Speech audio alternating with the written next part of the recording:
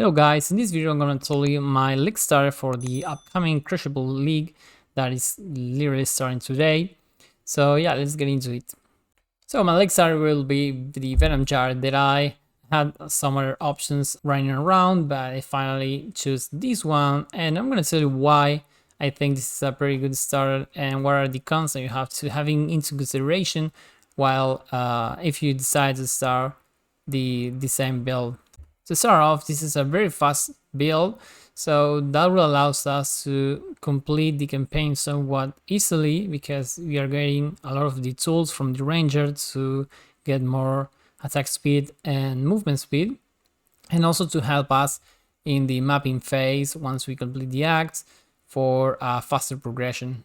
Then another aspect is that the single target damage is more than enough that we will require to get all the void stones, because it has some interactions between the Venom Jar and the Wielding Blades where you shoot the projectiles and you can then shotgunning the bosses, dealing a high burst damage. So that's cover pretty much all the single target damage that we are going to need early on, and then with investment that won't be a problem at all. Then we have the early leveling, that's pretty straightforward. You start as a classic ranger with caustic arrow, and then you will be using our frostblade or helix, and then in act 3, more like act 4, you're going to just switch to Venom Jar. And finally, the insane scaling potential that this build has, since it works with crits, trinity, penetration, and all crit multi and all sort of stuff that in Path of Exile it's like the go-to way for the endgame scaling. Then for the cons, this is a very popular build we are going to see later on in the POE Ninja. It was a popular build in Sanctum, and we're expecting to be that popular or more in this league, so we are going to be fighting each other against the most common items, and it does use some unique items in this build. So yeah, the prices can be a little bit problematic, especially early on. Then this build is not the tankiest one, but I gotta say that it's not at bow level. I have seen some of normal POEs that has an around 50 to 60k EHP. So yeah, it's not mere paper, but it's not anymore a build, but I think that it's more than enough for a normal player. Then the high management that the build has, this is somewhat bar intensive depending on who's viewing it. You have to press the Berserker because in this build we are getting the rage regeneration. You have to press that once your rage meter is filled. Then we have to place the totem just like any other attack build. Then we have the Wielding Blades interaction with the Venom Jar that I just mentioned. This is a little bit weird because you have to shoot the projectiles using the Venom Jar, and once you're catching the projectiles and it's close to 30, you want to then use the Wielding Blades to shotgunning the boss, and then you repeat all this process. It is a bit weird, but you have to get used to it. But yeah, I think that's a con. That is not just press a button and kill the boss or kill the stuff. Well, mapping you don't have to worry about that, but for the bossing aspect, you will have to. Then we have the tornado flame wall interaction. Those are some skills for that, let's say the buffs of projectiles, and since we shoot so many projectiles that will be pretty beneficial, but you have to place them down or use them with cast on crit setup with the Wielding Blades. So it's somewhat automated, but still some stuff that you have to take into account while bossing. And finally, blood rage that you hopefully are going to activate once in a map, but if you have some of the downtimes and the duration runs out, you have to activate it again. So as you can see, there are a lot of stuff that you have to take into account while bossing and while mapping. Okay, so now we are going to head into the POE Ninja and looking at the stats from Samchin League, and as you can see, let's read everything. The Dead Eye, the Venom Jar was quite popular, like I said in the previous section of the video. And yeah, we're expecting to be as popular as it was in Sanctum or even more. And for reference, I saw this guy in the day 1 of the Sanctum League, and basically I really like his setup. There are some variations, but it's more or less something like this. You're using this combo with this helmet, these gloves, and the immortal flesh for life regen, and converting that life regen into rage. So you can use the berserker just like we already talked about. Then you're using these 2 unique rings, the taming, because basically everything that we want are here, and no more than that.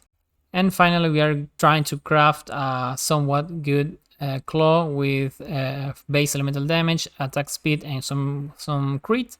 And if we can, some crit multi too.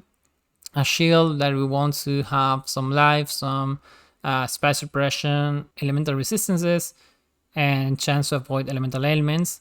The boots will have some movement speed, some stats, life, and elemental resistances. And yeah, all the other pieces are basically the chest and the amulet are here for the stats, again, life, elemental resistances, and pretty much that's it for the start of the build. If you manage to get this pretty early on, you're going to have a pretty respectable damage. This is not considering the elusive effect from the main link. This is way more than this, and I think this is 1 projectile, so in terms of damage you are not going to have an issue with that. And then if you take a look at another build, this is already week 2 from another guy. As you can see, we are going to transition into the crystallized omniscience version, because like any other elemental attack build, this is the go-to. It gives us so many penetration that we cannot ignore it, and that will require some of gear, changing some of the other sets. We're going to need a lot of stats in all over our gear. As you can see, we are still using the combo for the rage, and I have seen another version here that it does not use these nicks, and instead it has the blizzard crown and gloves with the eldritch implicit, that you gain rage, but this is a lot less rage compared to this combo. Yeah, you have some different variations for a somewhat advanced build. As you can see, the damage is pretty much the same, but this guy won't be activating the berserker as often as this one. And then you have the cluster shields, but this is way more advanced for a league starter overview. And finally, I want to talk about the shopping list I have prepared here for the unique items that we just talked about, and also for the most important rare items that you have to take a look at. So for example, the claw, I have prepared a search here. We are looking for the mods itself, but we're going to get a claw with a high elemental DPS, a high attack speed, and a high crit chance. So if you have something like this and you can afford this, it will be pretty good for T16 mapping.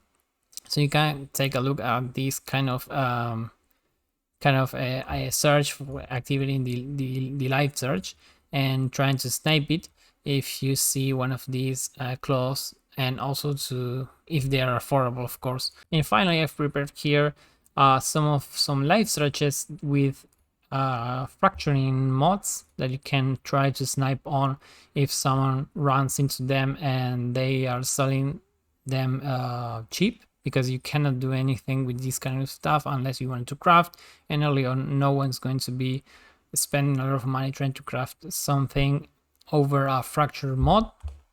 So yeah, if you find these early on and they're cheap, I would suggest you to get them and to save them for I don't know, week 2 craft session, that and craft a really good claw for the future, I would say.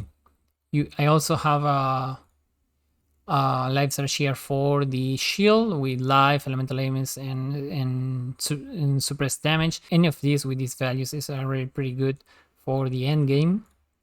Then it's the same for the boots, and I have added a search for the rings after we transition into an omniscience build.